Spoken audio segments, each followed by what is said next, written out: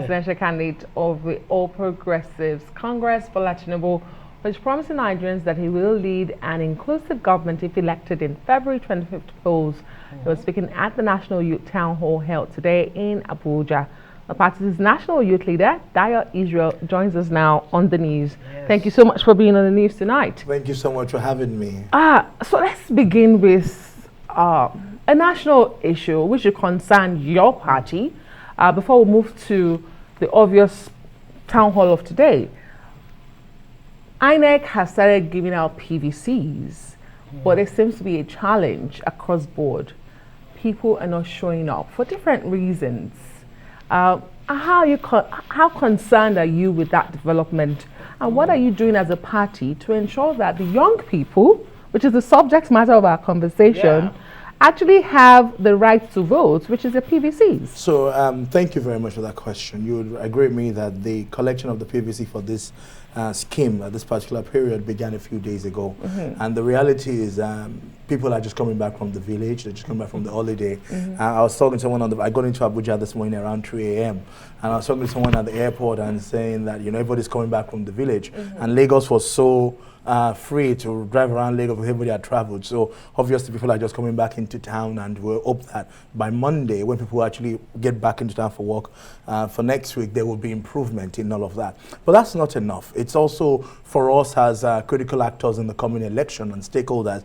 We're concerned about getting the numbers. We want to be able to have tremendous numbers in the coming election. So I just finished a meeting now with my zonal and state youth leaders and the deputy national youth leader just this evening before coming here, where we're talking, for example, at the party structure level, how do we begin to engage and mobilize people in our community to begin to go out there and get their voters card, to be able to perform their duty, civic duty as Nigerians, to vote in the coming election.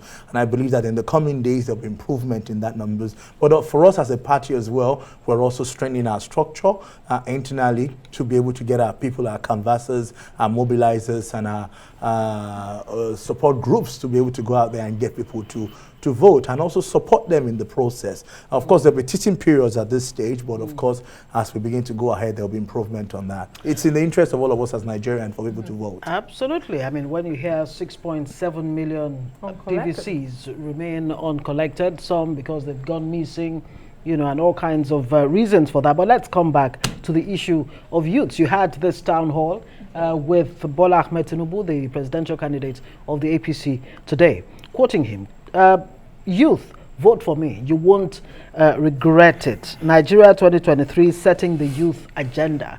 Last year, the governor of Kogi State, Yahaya Bello, did say that the youth will be setting the agenda under a Tinubu presidency. Exactly what is this youth agenda, and does his message even resonate with you? So the Yoruba has a proverb that says, "Owo omode o to pepe, agbalagba o ko wa keregbe." And I'll interpret what that means to those who understand Yoruba. It means that while the hand of a child does not reach a tree, the hand of the elder does not get into a calabash because he has a very tiny mouth. And the reflection of that is that we need intergenerational collaboration for prosperity and development for Nigeria. While we as young people are going to bring in a lot of solutions, we also need to have connection with the other generation. And so the relationship of Nigerian youth, in particular progressive youth, with Asiwaju in this election, and why we're supporting him, is because we have agreed with him that there's going to be a collaborative administration. Is going to, as he has always done before, and we can talk about all the examples that has happened. Look at in Lagos, for example, he has laid a principle that is observed till today of engaging young people in governance. Look at Fashola, for example, who has been two-time governor, who has been two-time minister, was under 40 when he got into the Bola Tinubu administration. We've had people like Jide Sanwo-Olu, who was, governor. My governor is probably about 55, 56 now, and about 20 years ago, he was, a commissioner in Lagos State in 1999, 2003, thereabout. So if you look on and on, Gbajabia Mila, Opeyemi Bamidele, Sondadare, many of these guys were in their 30s when they got into an Asiwaju administration as governor of Lagos State. And even if you look at what Sanwo-Olu is doing in Lagos today, the GM Lasepa is a young person, the MD of Loma, Lasma, all of that. You could go on and on and on. But let me just cut you there before you go on very quickly, before Adiswa asks her question. You would think that with this, reputation for wanting to pick talent, young talent for that matter, that Asiwaju will be lining up behind that young Nigerian who can actually take Nigeria to the future. So let me tell you the honest truth. 2 years ago, my brother was working for an international organization. And he told me that I was traveling to Maiduguri, Jigawa, Kaduna, and I was scared. I used to pray at that time and say, God, please just get him another job, let him do something different. Okay. And then in course of this, my own work, I have had to travel to 16 states in the last 2 months, mobilizing young people in the grassroots for Asiwaju Bola Ahmed Tinubu.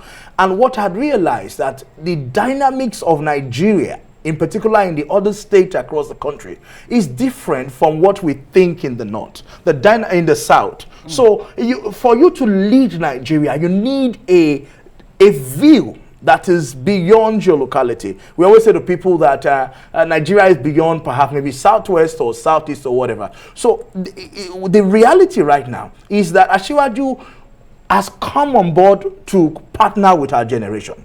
He's going to give us his leadership, the experiences that he has brought over the years. The intergenerational handshake. Yes, and why we are also able to have expression for our talent in his administration. Okay, very quickly, Dayo, because we are almost out of time. I have 2 questions for you, because I heard your response to Ngozi's question as appointment for the youth. When he said today, if given the opportunity to be your president, I will serve tirelessly, faithfully, and honestly. I will incorporate the energy, innovation, and determination of youths all across my cabinet. Does it translate to just appointment? No. That's one. Because you mentioned people that he had appointed. That's one. On the other hand, I like that you talk about reality. How concerned are you about the youth movement driving one of the opposition parties, the Labour Party campaigns? You hear a lot of youth, pushing that campaign. So answer those 2 questions. So thank you. Your first question is this just about appointment? Yeah. No, actually it's about 2 things. First is about policy and ideals. So it's saying I have a policy that is in your best interest. We're going to have student loans, we're going to have scholarships, we're going to create jobs, we're going to create employment, we're going to provide incentives for young people to go back to the farm. So I'm going to create policies that are going to be youth friendly.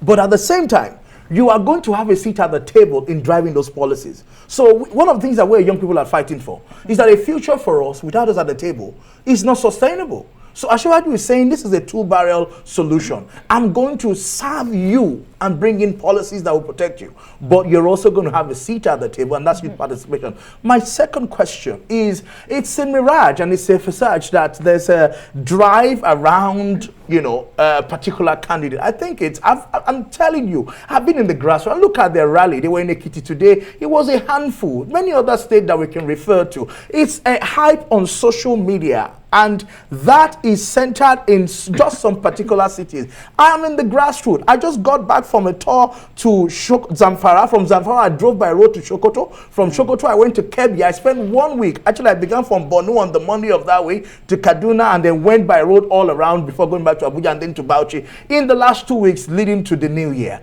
And I'm meeting young people on the ground. Do they want the same thing as the youth in the Southwest? So yes, they want the same thing, but they believe in the capacity of Asiwaju. So if you look at my turban, it's not because I'm trying to do a style. It's because even when I go to those communities, they're excited about our visit, and then they say, you know what, this was when I went to Nasarawa, I was given the Wakil in Matasa Tunga, which means the voice of the youth of Tunga. So you see the excitement. They want, let me say this. I went to, Adamawa. They were so excited to see us come and talk about Asiwaju that they were expressing their joy and gratitude, and they're looking forward to an Asiwaju presidency, because Asiwaju has paid his deals and they know that he has the capacity. But the uniqueness of what he brings on the table is not because he's a self-solution, but because he's promising us, and he has proved it before, that he's going to bring in people, and we're going to have a seat at the table. Okay, we'll have to leave it there. Dayo Israel is the National Youth Leader of Progressive Congress, and well, congratulations for all the different hats that you have. Oh, I'm joking. Yeah, congratulations. Thank you for having me. All right.